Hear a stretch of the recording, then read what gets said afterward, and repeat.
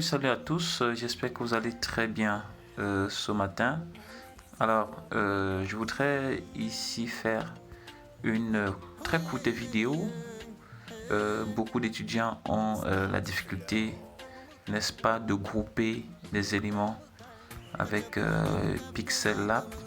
Alors, je voudrais rapidement vous montrer comment grouper plusieurs éléments avec cet outil magique. Alors, avant cela, je vous prie déjà de vous abonner à la page, d'activer la cloche de notification si ce n'est pas encore fait pour ne pas manquer nos prochaines vidéos. Alors, je me rends directement dans Pixel Lab. J'ouvre Pixel Lab. Alors, on va aller très rapidement. J'efface ce texte parce qu'il est question de voir comment grouper. Alors, je vais prendre une forme. Alors, on sait déjà, on clique sur ce bouton plus et puis on prend forme. Alors, n'est-ce pas, je prends une forme ici, je clique dans à ce niveau et puis je choisis une forme. Alors, et puis je peux agrandir légèrement et puis je valide sur OK. Alors, pour changeons un peu, n'est-ce pas, la couleur de la forme. Pour changer la couleur de la forme, alors je viens ici à ce niveau après A, nous avons cet élément. Je clique ici et puis je cherche. Alors je viens à ce niveau, j'active ici et puis je choisis la couleur. Alors je préfère la couleur verte.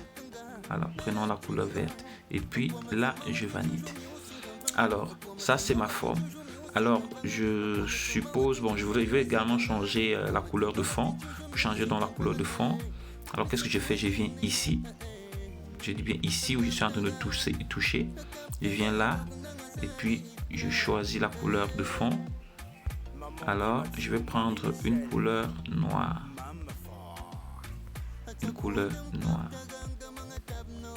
Alors je choisis une couleur simple noire, ou bien pour cette fois-ci on peut utiliser un dégradé. Alors on peut prendre un dégradé, voilà, et j'ai ce dégradé. Très bien.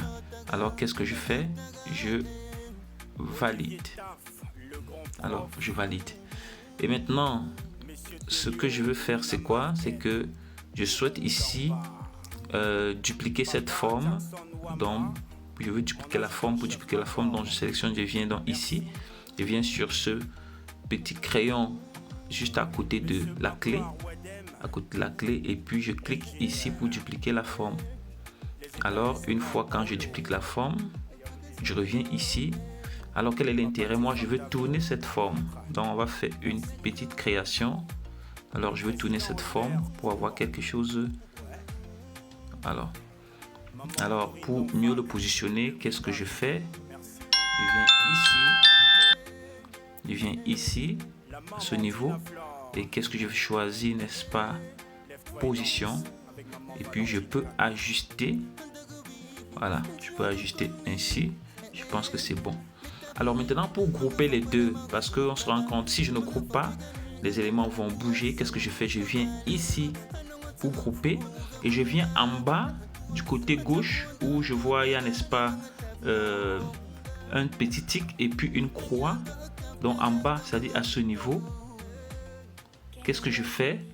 Quand je clique dessus, je reprends, je viens là, je viens en bas ici à ce niveau, juste légèrement en bas, et puis je clique sur l'espace blanche, le cercle blanc pour être plus précis. Je clique dessus. Alors quand je clique dessus, alors vous vous rendez compte que si les données changent ici, et puis je sélectionne les deux carreaux en même temps.